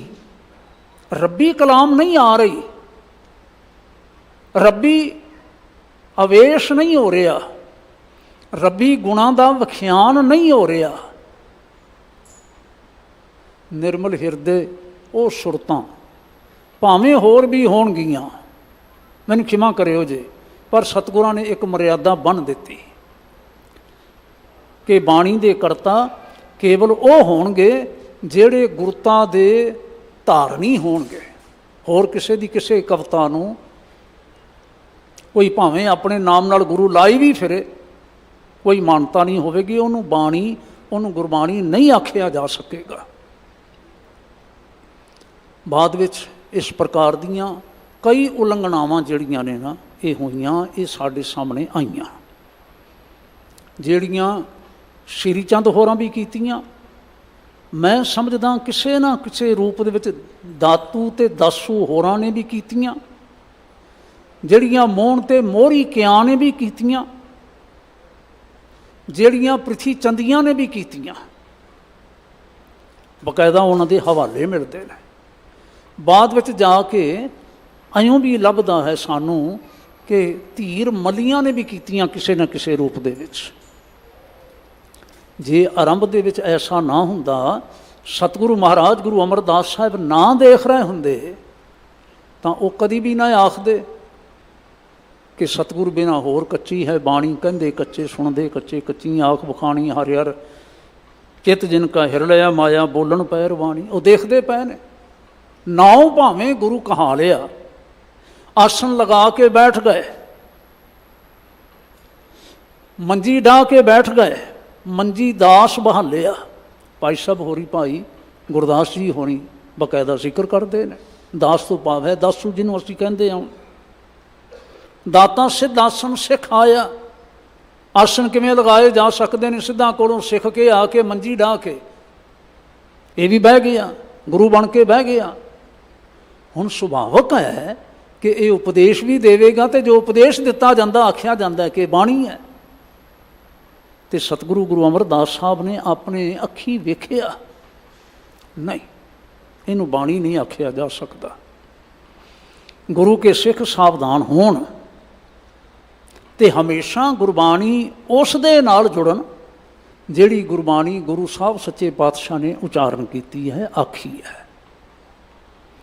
ਔਰ ਮੈਂ ਸੰਖੇਪਤਾ ਦੇ ਨਾਲ ਅੱਜ ਦੇ ਸਮੇਂ ਦੀ ਗੱਲ ਸਾਡੇ ਧਿਆਨ ਵਿੱਚ ਲਿਆਉਂਦਿਆਂ ਹੋਇਆਂ ਜੇ ਮੈਂ ਕਹਿ ਦਿਆਂ ਕਿ ਉਹਨਾਂ ਦੀ ਬਾਣੀ 6 ਗੁਰੂ ਸਾਹਿਬਾਨ ਦੀ ਬਾਣੀ, 9ਵੇਂ ਪਾਤਸ਼ਾਹ ਦੀ ਬਾਣੀ ਜੋ 10ਮ ਪਾਤਸ਼ਾਹ ਜੀ ਨੇ ਦਰਜ ਕੀਤੀ ਸਮੇਂ ਨਾਲ ਸ੍ਰੀ ਗੁਰੂ ਗ੍ਰੰਥ ਸਾਹਿਬ ਦੇ ਵਿੱਚ, ਉਸ ਬਾਣੀ ਦੇ ਨਾਲ ਜਿੱਥੇ ਭਗਤਾਂ ਦੀ ਬਾਣੀ ਦਰਜ ਹੈ, ਜਿੱਥੇ ਭੱਟ ਸਾਹਿਬਾਨ ਦੀ ਬਾਣੀ ਦਰਜ ਹੈ, ਜਿੱਥੇ ਤਿੰਨਾਂ ਗੁਰਸਿੱਖਾਂ ਦੀ ਬਾਣੀ ਦਰਜ ਹੈ, ਉਸ ਬਾਣੀ ਨੂੰ ਸਿਰ ਨਿਵਾਉਂਦਿਆਂ ਹੋਇਆਂ, ਸੀਸ ਨਿਵਾਉਂਦਿਆਂ ਹੋਇਆਂ ਸਾਨੂੰ ਇਸ ਭਾਵ ਦੇ ਬਚਨੇ ਆਖੇ ਦਸ਼ਮੇਸ਼ ਜੀ ਨੇ, ਆਗਿਆ ਭਈ ਅਕਾਲ ਕੀ ਤਭੀ ਚਲਾਇਓ ਪੰਥ, ਸਭ ਸਿੱਖਣ ਕੋ ਹੁਕਮ ਹੈ, ਹਾਂਜੀ ਗੁਰੂ ਮਾਨਿਓ ਗ੍ਰੰਥ। ਸ੍ਰੀ ਗੁਰੂ ਗ੍ਰੰਥ ਸਾਹਿਬ ਜੀ ਦੇ ਵਿੱਚ ਜੋ ਬਾਣੀ ਦਰਜ ਹੈ ਉਸ 'ਤੇ ਕਿਸੇ ਪ੍ਰਕਾਰ ਦਾ ਉਟੰਕਨ, ਉਸ 'ਤੇ ਕਿਸੇ ਪ੍ਰਕਾਰ ਦਾ ਸੰਸਾ ਸ਼ੰਕਾ ਨਹੀਂ ਹੋਣਾ ਚਾਹੀਦਾ, ਕਤਈ ਨਹੀਂ ਹੋਣਾ ਚਾਹੀਦਾ। ਨਾ ਸ਼ੰਕਾ ਉਠਾਉਣ ਵਾਲਿਆਂ ਨੂੰ, ਨਾ ਸ਼ੰਕਾ ਮੰਨ ਕੇ ਚੱਲਣ ਵਾਲਿਆਂ ਨੂੰ ਇਹ ਗੱਲ ਪ੍ਰਵਾਨੀ ਜਾ ਸਕਦੀ ਹੈ, ਬਿਲਕੁਲ ਨਹੀਂ ਹੋ ਸਕਦੀ। ਇੱਕ ਵਚਨ ਮੈਂ ਜ਼ਰੂਰ ਆਪ ਜੀ ਦੇ ਧਿਆਨ ਵਿੱਚ ਲਿਆਵਾਂਗਾ। ਜਦੋਂ ਗੋਬਿੰਦ ਕੀ ਬਾਣੀ ਆਖੀ ਸਤਿਗੁਰੂ ਸੱਚੇ ਪਾਤਸ਼ਾਹ ਜੀ ਨੇ, ਤੇ ਗੋਬਿੰਦ ਕੀ ਬਾਣੀ ਤੋਂ ਭਾਵ ਹੈ ਉਹ ਬਾਣੀ ਜਿਹੜੀ ਗੋਬਿੰਦ ਦੇ ਗੁਣਾਂ ਦਾ ਅਹਿਸਾਸ ਕਰਵਾਉਂਦੀ ਹੈ, ਜਿਹੜੀ ਗੋਬਿੰਦ ਦੇ ਗੁਣਾਂ ਦਾ ਅਹਿਸਾਸ ਕਰਵਾਉਂਦੀ ਹੈ। ਤੁਸੀਂ ਧਿਆਨ ਕਰੋਗੇ, ਸਤਿਗੁਰੂ ਮਹਾਰਾਜ ਸਭ ਤੋਂ ਪਹਿਲਾਂ ਆਪ ਬਾਣੀ ਉਚਾਰਨ ਵਾਲੇ ਨੇ। ਉਹਨਾਂ ਦੀ ਬਾਣੀ ਦੀ ਵਿਆਖਿਆ ਸਰੂਪ ਦੂਜੇ ਪਾਤਸ਼ਾਹ ਗੁਰੂ ਅੰਗਦ ਸਾਹਿਬ, ਜਿਨ੍ਹਾਂ ਨੇ ਸਭ ਤੋਂ ਪਹਿਲਾਂ ਪਹਿਲ ਕੀਤੀ ਗੁਰੂ ਨਾਨਕ ਸਾਹਿਬ ਜੀ ਦੀ ਬਾਣੀ ਦੀ ਵਿਆਖਿਆ ਸਰੂਪ ਰਚਨਾ ਕਰਨ ਵਿੱਚ, ਤੀਜੇ ਚੌਥੇ ਪੰਜਵੇਂ ਅਤੇ 9ਵੇਂ ਪਾਤਸ਼ਾਹ। ਲੇਕਿਨ ਸਤਿਗੁਰੂ ਗੁਰੂ ਨਾਨਕ ਸਾਹਿਬ ਜੀ ਨੇ ਆਪਣੀ ਰਚਿਤ ਬਾਣੀ ਦੇ ਵਿੱਚ ਕੋਈ ਜ਼ਿਕਰ ਨਹੀਂ ਕੀਤਾ ਸਾਡੇ ਪਿਤਾ ਜੀ ਦਾ ਨਾਮ ਇਹ ਸੀ, ਸਾਡੇ ਮਾਤਾ ਜੀ ਦਾ ਨਾਮ ਇਹ ਹੈ, ਸਾਡੇ ਪੁੱਤਰਾਂ ਦਾ ਨਾਮ ਇਹ ਹੈ, ਸਾਡੀ ਭੈਣ ਦਾ, ਸਾਡੀ ਬੇਬੇ ਜੀ ਦਾ ਨਾਮ ਇਹ ਹੈ। ਕਿਤੇ ਜ਼ਿਕਰ ਹੋਇਆ? ਨਾ ਦੂਜਿਆਂ ਨੇ, ਤੀਜਿਆਂ ਨੇ, ਚੌਥਿਆਂ ਨੇ, ਪੰਜਵਿਆਂ ਨੇ, ਨਾ 9ਵਿਆਂ ਨੇ, ਐਸਾ ਕੋਈ ਜ਼ਿਕਰ ਨਹੀਂ ਕੀਤਾ। ਕੇਵਲ 5ਵੇਂ ਪਾਤਸ਼ਾਹ ਮਹਾਰਾਜ ਦੇ ਕੁਝ ਸ਼ਬਦ ਮਿਲਦੇ ਨੇ ਜਿੱਥੇ 6ਵਿਆਂ ਦਾ ਹਵਾਲਾ ਮਿਲਦਾ ਹੈ, ਹਰਿ ਗੋਬਿੰਦ ਨਵਾਂ ਨਿਰੋਆ। ਹਾਂਜੀ, 6ਵੇਂ ਪਾਤਸ਼ਾਹ ਦਾ ਨਾਮ ਲੈ ਕੇ ਕੁਝ ਹੋਰ ਸ਼ਬਦ ਵੀ ਮਿਲਦੇ ਨੇ। ਮੇਰਾ ਕਹਿਣ ਤੋਂ ਭਾਵ ਕੇਵਲ ਸੰਖੇਪ ਰੂਪ ਵਿੱਚ ਹੈ। ਉਹਨਾਂ ਤਾਂ ਆਪਣੇ ਪਰਿਵਾਰਾਂ ਦਾ ਜ਼ਿਕਰ ਵੀ ਨਹੀਂ ਕੀਤਾ, ਉਹਨਾਂ ਨੇ ਇਤਿਹਾਸ ਦੀਆਂ ਘਟਨਾਵਾਂ ਦਾ ਬਹੁਤ ਜ਼ਿਕਰ ਨਹੀਂ ਕੀਤਾ। ਬਾਬਰ ਆਇਆ ਅਤੇ ਉਸ ਵੇਲੇ ਕੀ ਹੋਇਆ ਇਹ ਮਾਮੂਲੀ ਜਿਹਾ ਜ਼ਿਕਰ ਮਿਲਦਾ ਹੈ, ਲੇਕਿਨ ਉਪਦੇਸ਼ ਜੋ ਹੈ ਉਹ ਰੱਬੀ ਉਪਦੇਸ਼ ਹੈ। ਆਦੇਸ਼ ਬਾਬਾ ਆਦੇਸ਼ ਆਦਿ ਪੁਰਖ ਤੇਰਾ ਅੰਤ ਨਾ ਪਾਇਆ, ਕਰ ਕਰ ਵੇਖੇ ਵੇਸ। ਸੁਰਤੀ ਉੱਥੇ ਹੀ ਹੈ। ਵਾਹਿਗੁਰੂ ਜੀ ਦੇ ਗੁਣਾਂ ਵਾਲੇ ਪਾਸੇ ਧਿਆਨ ਦੀ ਵਾਇਆ। ਅਤੇ ਜੇ ਮੈਂ ਇਉਂ ਆਖਾਂ ਕਿ ਸ੍ਰੀ ਗੁਰੂ ਗ੍ਰੰਥ ਸਾਹਿਬ ਮਹਾਰਾਜ ਆਦਿ ਤੋਂ ਲੈ ਕੇ ਅੰਤ ਤੱਕ ਸਾਰੀ ਦੀ ਸਾਰੀ ਬਾਣੀ ਸਾਨੂੰ ਗੋਬਿੰਦ ਦੇ ਨਾਲ ਜੋੜਦੀ ਹੈ, ਵਾਹਿਗੁਰੂ ਜੀ ਦੇ ਨਾਲ ਜੋੜਦੀ ਹੈ, ਹਰੀ ਦੇ ਨਾਲ ਜੋੜਦੀ ਹੈ। ਔਰ ਇਸੇ ਕਰਕੇ ਕਿਉਂਕਿ ਹਰੀ ਨਾਲ ਜੋੜਨ ਵਾਲੀ ਹੈ, ਗੋਬਿੰਦ ਨਾਲ ਜੋੜਨ ਵਾਲੀ ਹੈ, ਨਿਰੰਕਾਰ ਦੇ ਨਾਲ ਜੋੜਨ ਵਾਲੀ ਹੈ, ਇਸੇ ਲਈ ਸਤਿਗੁਰਾਂ ਨੇ ਸੰਕੇਤ ਕਰ ਦਿੱਤਾ, ਵਾਹ ਵਾਹ ਬਾਣੀ ਨਿਰੰਕਾਰ ਹੈ, ਹੋਰ ਨਹੀਂ ਕੁਛ। ਵਾਹ ਵਾਹ ਬਾਣੀ ਨਿਰੰਕਾਰ ਹੈ, ਤਿਸ ਚੇਵੜ ਅਵਰ ਨਾ ਕੋਏ।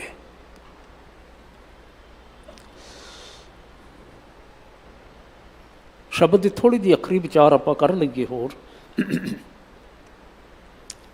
ਇਸ ਪ੍ਰਸੰਗ ਨੂੰ ਸਮਝਦਿਆਂ ਹੋਇਆਂ। ਬਾਕੀ ਆਪਾਂ ਕੁਝ ਇਤਿਹਾਸਕ ਬਾਤ ਫਿਰ ਕਰਦੇ ਹਾਂ। ਸਤਿਗੁਰੂ ਗੁਰੂ ਨਾਨਕ ਸਾਹਿਬ ਜੀ ਦੀ ਜੋ ਬਖਸ਼ਿਸ਼ ਹੈ। ਇੱਥੇ ਜਦੋਂ ਆਖਿਆ ਜਪ ਮਨ ਮੇਰੇ ਗੋਬਿੰਦ ਕੀ ਬਾਣੀ, ਸਾਧੂ ਜਨ ਰਾਮ ਰਸਨ ਵਖਾਣੀ। ਹਮੇਸ਼ਾ ਤੁਸੀਂ ਸਾਰੇ ਗੋਬਿੰਦ ਦੀ ਭਾਵ ਪਰਮੇਸ਼ਰ ਦੀ ਵਾਹਿਗੁਰੂ ਜੀ ਦੀ ਬਾਣੀ ਜਪੋ। ਇੱਥੇ ਬਾਣੀ ਤੋਂ ਭਾਵ ਜੋ ਮੈਂ ਸਮਝ ਸਕਦਾ ਹਾਂ ਉਹ ਇਹ ਹੈ ਕਿ ਉਸ ਦੇ ਗੁਣਾਂ ਦਾ ਧਿਆਨ ਧਰੋ, ਉਸ ਦੇ ਗੁਣਾਂ ਦਾ ਧਿਆਨ ਧਰੋ, ਗੁਣਾਂ ਦੀ ਵਿਚਾਰ ਕਰੋ। ਧਿਆਨ ਗੋਬਿੰਦ ਵਾਲੇ ਪਾਸੇ ਹੋਵੇ, ਜਿਵੇਂ ਕਿ ਸਾਰੇ ਸ਼ਬਦ 'ਚ ਦ੍ਰਿੜ ਕਰਵਾਇਆ ਗਿਆ, ਜਿਸ ਸਿਮਰਤ ਦੁਖ ਸਭ ਜਾਏ। ਜਿਸ ਗੋਬਿੰਦ ਨੂੰ ਸਿਮਰਦਿਆਂ ਹੋਇਆਂ ਜੀਵਨ ਦਾ ਸਾਰਾ ਦੁੱਖ ਚਲਾ ਜਾਂਦਾ ਹੈ। ਨਾਮ ਰਤਨ ਵਸੈ ਮਨ ਆਏ। ਤੋ ਨਾਮ ਰਤਨ, ਹੁਣ ਜਿਵੇਂ ਕਿ ਮਾਨਯੋਗ ਜੀ ਹੋਰਾਂ ਨੇ ਆਖਿਆ ਕਿ ਹਰ ਸ਼ਬਦ ਦੇ ਭੇਤ ਹੁੰਦੇ ਨੇ, ਸਮੇਂ ਸਮੇਂ ਉਹਨਾਂ ਭੇਤਾਂ ਨੂੰ ਲੈ ਕੇ ਵਿਚਾਰਿਆ ਜਾਂਦਾ ਹੈ ਅਤੇ ਚੱਲਿਆ ਜਾਂਦਾ, ਜਿਵੇਂ ਵੰਡ ਛਕਣ ਦਾ ਅਤੇ ਸੇਵਾ ਕਰਨ ਦਾ ਅਤੇ ਇਤਿਆਦ।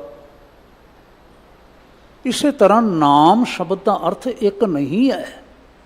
ਇਹ ਠੀਕ ਹੈ ਕਿ ਸਿੱਖੀ ਮੰਡਲ ਵਿੱਚ ਵਾਹਿਗੁਰੂ ਜੀ ਦਾ ਕਰਤਾਰ ਦਾ ਨਾਮ ਵਾਹਿਗੁਰੂ ਕਹਿ ਕੇ ਅਸੀਂ ਯਾਦ ਕਰਦੇ ਹਾਂ। ਹਰ ਸਿੱਖ ਨੂੰ ਅੰਮ੍ਰਿਤ ਵੇਲੇ ਯਾਦ ਕਰਨ ਦਾ ਹੁਕਮ ਹੈ। ਗੁਰੂ ਪੰਥ ਨੇ ਜਦੋਂ ਮਰਿਆਦਾ ਬੱਧੀ ਤੇ ਬਕਾਇਦਾ ਲਿਖਿਆ, ਦਿਹਾੜੀ ਵੀ ਜਪੇ, ਦਿਹਾੜੀ ਵੀ ਜੁੜੇ, ਲੇਕਿਨ ਅੰਮ੍ਰਿਤ ਵੇਲੇ ਪ੍ਰਭਾਤੇ ਆਪਣੀਆਂ ਨਿਤਨੇਮ ਦੀਆਂ ਬਾਣੀਆਂ ਜੋ ਹਨ ਮੁਕਰਰ ਕੀਤੀਆਂ ਖਾਲਸਾ ਜੀ ਨੇ, ਉਹਨਾਂ ਬਾਣੀਆਂ ਤੋਂ ਪਹਿਲਾਂ ਅਕਾਲ ਪੁਰਖ ਦਾ ਧਿਆਨ ਧਰਦਿਆਂ ਹੋਇਆਂ ਵਾਹਿਗੁਰੂ ਦਾ ਜਾਪ ਕਰੇ। ਇਹ ਠੀਕ ਹੈ, ਲੇਕਿਨ ਇਸ ਦੇ ਨਾਲ ਹੀ ਨਾਲ ਨਾ ਨਾਮ ਰਤਨ ਤੋਂ ਭਾਵ ਮੈਂ ਇਉਂ ਸਮਝਦਾ, ਰਹਾਉ ਦੀਆਂ ਪੰਗਤੀਆਂ ਨੂੰ ਧਿਆਨ ਵਿੱਚ ਰੱਖ ਕੇ ਵਾਹਿਗੁਰੂ ਜੀ ਦੇ ਗੁਣਾਂ ਰੂਪੀ ਰਤਨ ਜਿਹੜੇ ਨੇ ਉਹ ਸਾਡੇ ਹਿਰਦੇ ਵਿੱਚ ਫਿਰ ਵਸਦੇ ਹਨ। ਗੁਣਾਂ ਰੂਪੀ ਰਤਨ, ਕਿਹੜੇ ਗੁਣਾਂ ਰੂਪੀ ਰਤਨ? ਦੇਖਣਾ, ਆਰੰਭ ਦੇ ਵਿੱਚ ਨਾ ਅਸਾਂ ਨੇ ਸੱਤਾ ਜੀ ਹੋਰਾਂ ਦਾ ਆਖਿਆ ਹੋਇਆ ਵਚਨ ਗੁਰੂ ਨਾਨਕ ਸਾਹਿਬ ਜੀ ਦੇ ਬਾਬਤ ਅਸਾਂ ਨੇ ਚੇਤੇ ਕੀਤਾ। ਜਿਹੜੇ ਮਾਨਯੋਗ ਜੀ ਕਹਿੰਦੇ ਨੇ ਹੋ ਰਿਓ ਗੰਗ ਵਹਾਈ ਹੈ ਦੁਨਿਆਈ ਆਖੈ ਕਿ ਕਿਉਂ। ਸਤਿਗੁਰੂ ਮਹਾਰਾਜ ਦੀ ਸਾਰੀ ਉਮਰ ਦੀ ਘਾਲਣਾ ਇਸ ਗੱਲ 'ਤੇ ਟਿਕੀ ਹੋਈ ਹੈ ਕਿ ਦੁਨੀਆ ਆਖਦੀ ਪਈ ਹੈ ਗੁਰੂ ਨਾਨਕ ਨੇ ਕੀ ਕਰ ਦਿੱਤਾ। ਹੋ ਰਿਓ ਗੰਗ ਵਹਾਈ ਹੈ, ਇਹਨੇ ਤਾਂ ਹੋਰ ਹੀ ਗੰਗਾ ਵਹਾ ਦਿੱਤੀ। ਇਹ ਕਿਹੜੀ ਹੋਰ ਗੰਗਾ ਵਹਾ ਦਿੱਤੀ? ਕਿੱਥੇ ਵਹਾ ਦਿੱਤੀ? ਇਹ ਗੰਗੋਤਰੀ ਵਾਲੀ ਗੰਗਾ ਨਹੀਂ ਹੈ, ਇਹ ਪਹਾੜਾਂ ਵਾਲੀ ਗੰਗਾ ਨਹੀਂ ਹੈ, ਕਿਸੇ ਹੋਰ ਥਾਂ ਦੀ ਗੰਗਾ ਨਹੀਂ ਹੈ।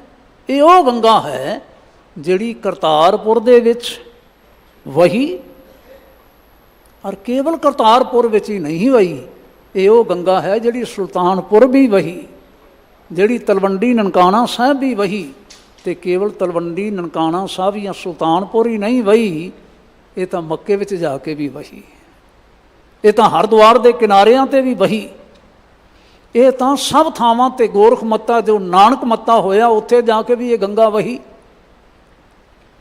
ਕਿਸ ਰੂਪ ਦੇ ਵਿੱਚ ਵਹੀ? ਇਹ ਸਾਡੇ ਵਿਚਾਰ ਕਰਨ ਵਾਲੀਆਂ ਗੱਲਾਂ ਨੇ, ਭੇਤ ਨੇ।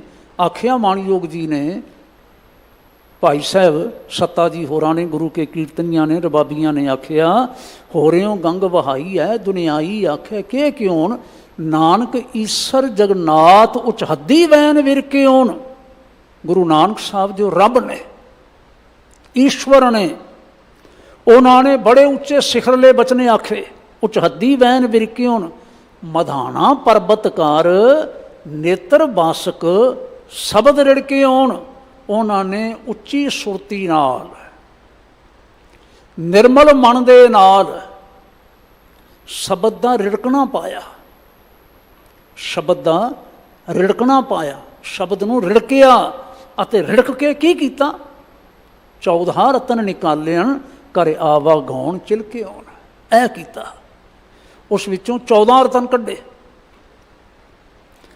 ਹੁਣ ਮੈਂ ਐਸਾ ਪ੍ਰਤੀਤ ਕਰਦਾ ਕਿ 14 ਰਤਨ ਜਿਸ ਵੇਲੇ ਆਖਦੇ ਨੇ ਸੱਤਾ ਜੀ, ਤੇ ਸ਼ਾਇਦ ਇਸ ਲਈ ਆਖਦੇ ਨੇ ਕਿਉਂਕਿ ਉਦਾਹਰਨ ਉਹ ਪੁਰਾਣੀ ਜਿਹੜੀ ਪੁਰਾਣਕ ਹੈ ਉਸ ਨੂੰ ਲਿਆ ਗਿਆ ਕਿ ਦੇਵਤਿਆਂ ਤੇ ਦੈਂਤਾਂ ਨੇ ਕਦੀ ਸਮੁੰਦਰ ਰਿੜਕਿਆ ਸੀ, ਖੀਰ ਸਮੁੰਦਰ ਰਿੜਕਿਆ ਸੀ, ਅਤੇ ਉਹਦੇ ਵਿੱਚੋਂ 14 ਰਤਨ ਕੱਢੇ ਸਨ। ਵਿੱਚੇ ਕਲਪ ਬਿਰਛ ਵੀ ਸੀ, ਵਿੱਚੇ ਕਾਮ ਤਹਿਨ ਗਊ ਵੀ ਸੀ, ਵਿੱਚੇ ਅਪਛਰਾ ਵੀ ਸੀ, ਵਿੱਚੇ ਸੁਨਾਗਰ ਮਹਾਨ ਹਕੀਮ ਵੀ ਸੀ, ਜਿੱਥੇ ਬੜੇ ਸੋਹਣੇ ਕੰਨਾਂ ਵਾਲਾ ਜਿਹਨੂੰ ਦਰਿਆਈ ਘੋੜਾ ਆਖਦੇ ਨੇ ਉਹ ਵੀ ਸੀ, ਅਤੇ ਕੁਝ ਹੋਰ ਵਸਤੂਆਂ ਸਨ। ਲੇਕਿਨ ਧਿਆਨ ਰੱਖਣਾ, ਸਤਿਗੁਰਾਂ ਨੇ ਜਿਹੜਾ ਸ਼ਬਦ ਦਾ ਰਿੜਕਣਾ ਪਾਇਆ ਹੈ, ਸ਼ਬਦ ਦਾ ਰਿੜਕਣਾ ਰਿੜਕ ਕੇ ਉਸ ਦੇ ਵਿੱਚੋਂ ਕੋਈ ਕਲਪ ਬਿਰਛ ਨਹੀਂ ਕੱਢਿਆ, ਉਸ ਦੇ ਵਿੱਚੋਂ ਕੋਈ ਕਾਮ ਤਹਿਨ ਗਊ ਨਹੀਂ ਕੱਢੀ, ਉਸ ਦੇ ਵਿੱਚੋਂ ਕੁਝ ਹੋਰ ਨਹੀਂ ਕੱਢਿਆ, ਉਸ ਦੇ ਵਿੱਚੋਂ ਉਹ ਗੁਣ ਕੱਢੇ। ਗੁਣ, ਜਿਹੜੇ ਗੁਣ ਜਿਨ੍ਹਾਂ ਗੁਣਾਂ ਦੀ ਪੂਰਤੀ ਨਾ ਕਿਸੇ ਕਾਮ ਤਹਿਨ ਤੋਂ ਹੋ ਸਕਦੀ ਹੈ, ਨਾ ਕਲਪ ਬਿਰਛ ਤੋਂ ਹੋ ਸਕਦੀ, ਨਾ ਕਿਸੇ ਹੋਰ ਤੋਂ ਹੋ ਸਕਦੀ ਹੈ। ਔਰ ਉਹ ਗੁਣ ਜਿਨ੍ਹਾਂ ਗੁਣਾਂ ਦੇ ਨਾਲ ਸਿੱਖੀ, ਸਾਰੇ ਸਿੱਖ ਉਹਨਾਂ ਦਾ ਜੀਵਨ ਚਿਲਕਾ ਕੇ ਰੱਖ ਦਿੱਤਾ, ਸਤਿਗੁਰੂ ਮਹਾਰਾਜ ਨੇ ਲਿਸ਼ਕਾ ਦਿੱਤਾ, ਖੂਬਸੂਰਤ ਬਣਾ ਦਿੱਤਾ। ਉਹ ਕਿਹੜੇ ਸਨ? ਜਿਹਦੇ ਵਿੱਚੋਂ ਨਾ ਸੰਕੇਤਕ ਰੂਪ ਵਿੱਚ ਮਹਾਰਾਜ ਆਪ ਵੀ ਲਿਖ ਗਏ ਨੇ, ਜਤ ਪਹਾਰਾ, ਹਾਂਜੀ ਯਾਦ ਕਰ ਲਓ, ਜਤ ਪਹਾਰਾ, ਧੀਰਜ ਸੁਣਿਆਰ, ਅਹਰਨ ਮਤ, ਵੇਦ ਹਥਿਆਰ, ਭਉ ਖੱਲਾਂ, ਅਗਨਿ ਤਪਤਾਓ, ਭਾਂਡਾ ਭਾਓ, ਅੰਮ੍ਰਿਤ ਤਿਤ ਢਾਲ, ਘੜੀਐ ਸ਼ਬਦ ਸੱਚੀ ਟਕਸਾਲ।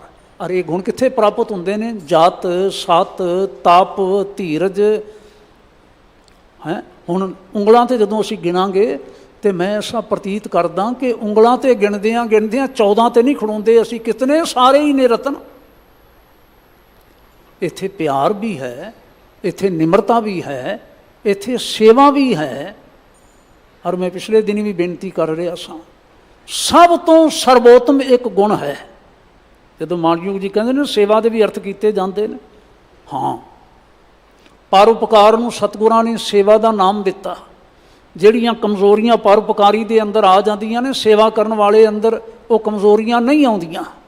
ਪਰ ਸੇਵਾ ਧਨ ਦੀ, ਸੇਵਾ ਮਨ ਦੀ, ਸੇਵਾ ਦੀ ਕੀ ਸੀਮਾ ਹੈ?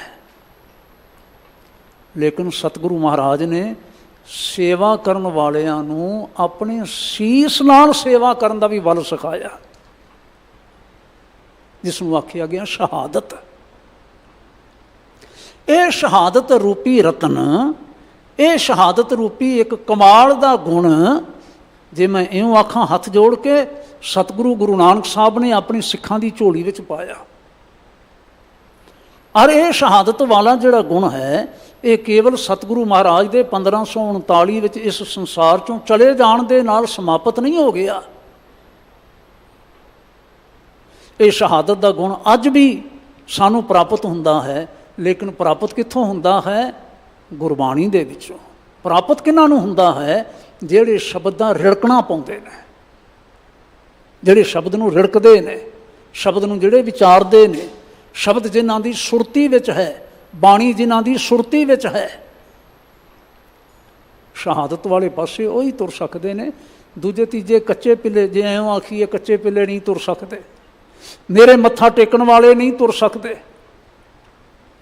ਅਸੀਂ 5 ਪਿਆਰਿਆਂ ਦੀਆਂ ਗੱਲਾਂ ਕਰਦੇ ਹਾਂ ਜਿਸ ਵੇਲੇ, ਤੇ 5 ਪਿਆਰਿਆਂ ਦਾ ਆਪਾਂ ਭੇਟ ਕਰ ਦੇਣਾ ਇੱਕ ਬਹੁਤ ਮਹਾਨ ਕੌਤਕ ਹੈ, ਬਹੁਤ ਮਹਾਨ। ਲਿਸ਼ਕਦੀ ਹੋਈ ਤਲਵਾਰ ਦੇ ਸਨਮੁਖ ਬਿਨਾਂ ਕੋਈ ਸਵਾਲ ਕੀਤਿਆਂ ਹੋਇਆਂ ਆ ਕੇ ਆਪਣਾ ਸੀਸ ਭੇਟ ਕਰ ਦੇਣਾ, ਤੁਹਾਨੂੰ ਕਿਸੇ ਹੋਰ ਧਰਮ ਮਤ ਮਜ਼ਹਬ ਦੇ ਵਿੱਚ ਐਸਾ ਨਹੀਂ ਮਿਲੇਗਾ। ਇਹ ਕਿਸ ਨੇ ਕੀਤਾ? ਜਿਨ੍ਹਾਂ ਦਾ ਨਾਮ ਭਾਵੇਂ ਭਾਈ ਧਰਮ ਰਾਏ ਰਾਮ ਸੀ ਪਹਿਲਾਂ, ਭਾਈ ਦਇਆ ਰਾਮ ਸੀ ਪਹਿਲਾਂ, ਧਰਮ ਚੰਦ ਸੀ ਪਹਿਲਾਂ, ਜਾਂ ਇਸੇ ਤਰ੍ਹਾਂ ਬਾਕੀ ਪਿਆਰੇ ਸਾਹਿਬਾਨ ਦਾ ਸ਼ੁਭ ਨਾਮ ਸੀ, ਪਰ ਸਾਰੇ ਗੁਰੂ ਨਾਨਕ ਸਾਹਿਬ ਸੱਚੇ ਪਾਤਸ਼ਾਹ ਦੇ ਸਿੱਖ ਸਨ। ਸਾਰੇ ਚਰਨ ਪੌਲੀਏ ਸਨ, ਸਾਰਿਆਂ ਨੂੰ ਬਾਣੀ ਪਹਿਲਾਂ ਯਾਦ ਸੀ, ਸਾਰੇ ਸਾਬਤ ਸੂਰਤ ਸਨ, ਐਵੇਂ ਨਹੀਂ। ਔਰ ਸਾਰਿਆਂ ਨੂੰ ਕੇਵਲ ਬਾਣੀ ਯਾਦ ਹੋ ਜਾਣੀ ਇੱਕ ਬਹੁਤ ਵੱਡੀ ਪ੍ਰਾਪਤੀ ਹੁੰਦੀ ਹੈ।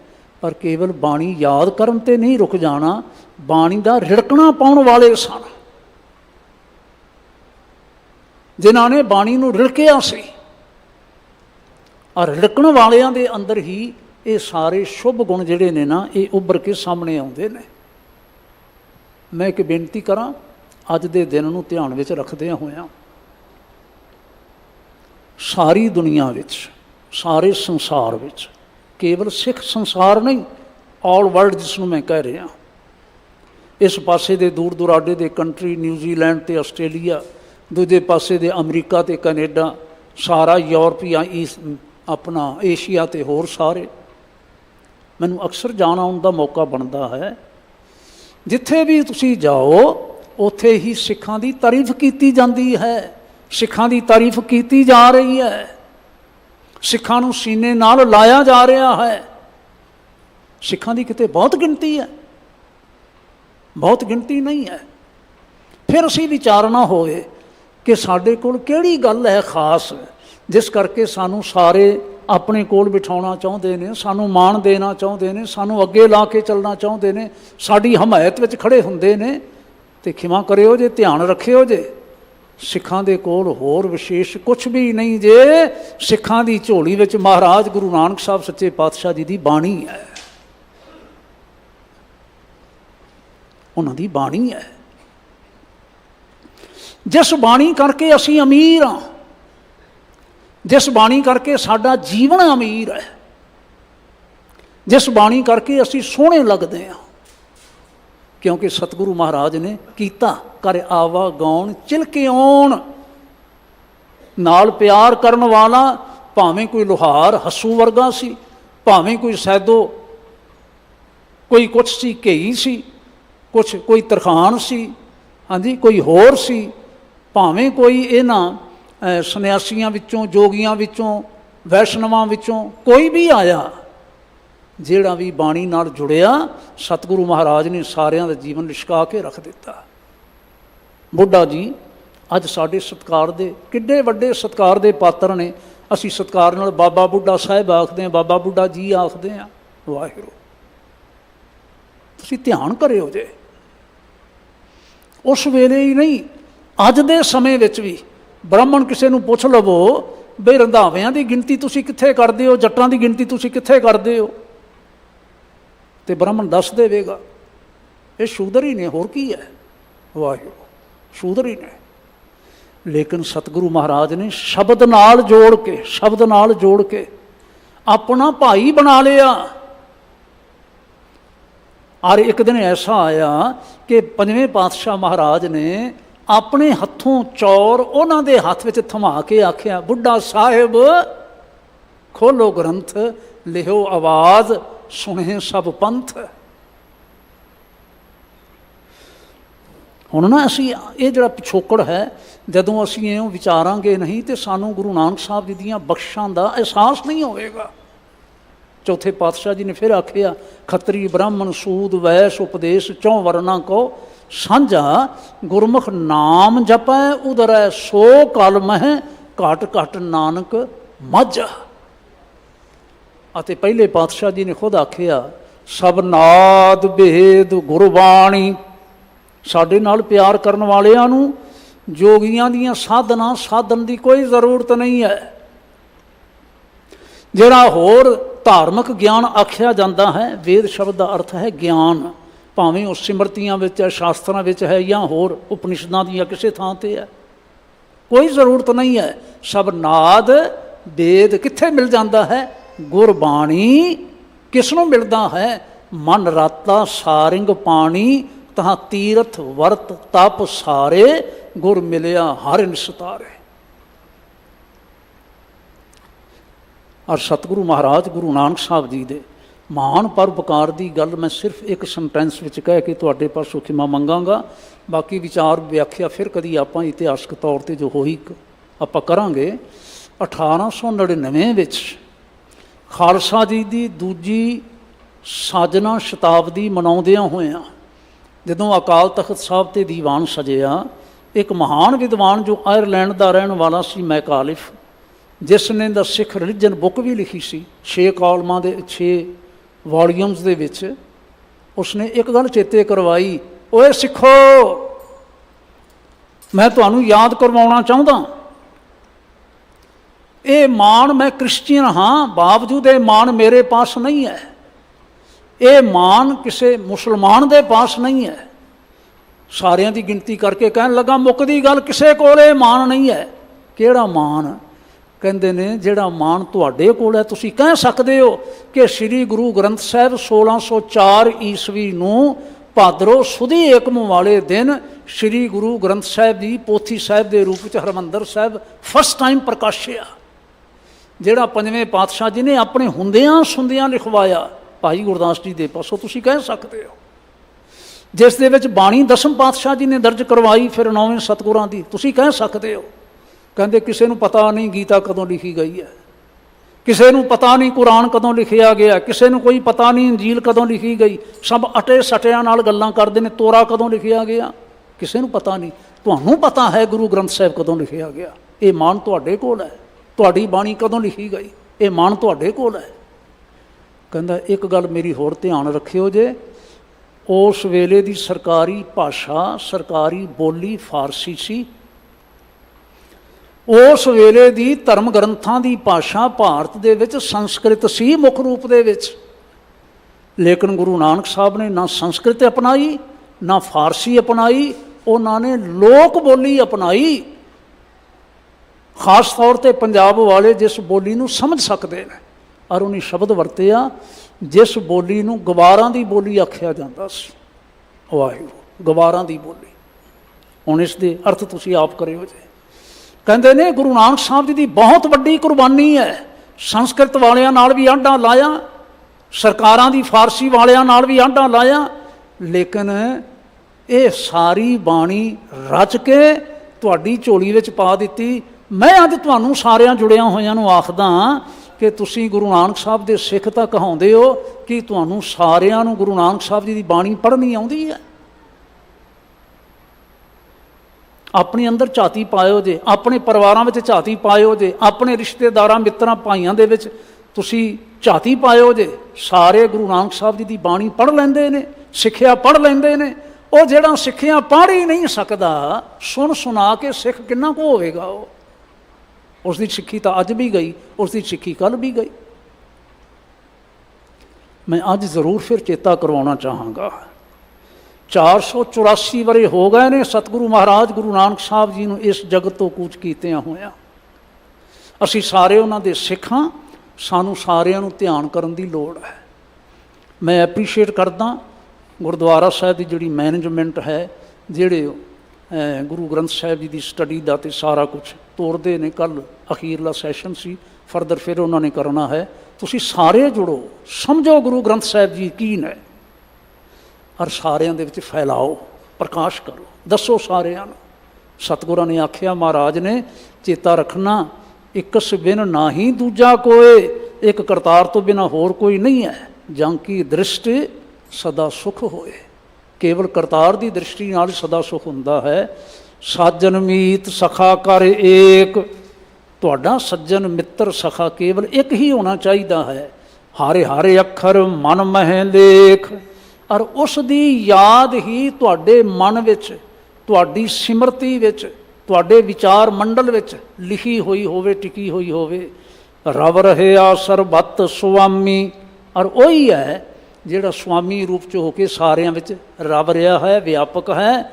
ਔਰ ਉਸੇ ਦੇ ਹੀ ਗੁਣ ਗਾਵੈ ਨਾਨਕ ਅੰਤਰਜਾਮੀ, ਔਰ ਅਸੀਂ ਵੀ ਉਸ ਅੰਤਰਜਾਮੀ ਦੇ ਹੀ ਗੁਣ ਗਾਉਂਦੇ ਹਾਂ। ਇੱਥੇ ਨਾਨਕ ਦੇ ਕੱਕੇ ਨੂੰ ਔਂਕੜ ਹੈ, ਧਿਆਨ ਨਾਲ ਤੁਸੀਂ ਅਰਥ ਕਰਿਓ ਜੇ, ਅਤੇ ਪਿਆਰ ਨਾਲ ਆਖੋ।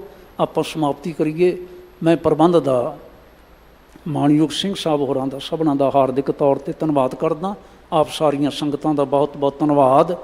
ਜਪ ਮਨ ਮੇਰੇ ਗੋਬਿੰਦ ਕੀ ਬਾਣੀ, ਜਪ ਮਨ ਮੇਰੇ ਗੋਬਿੰਦ ਕੀ ਬਾਣੀ।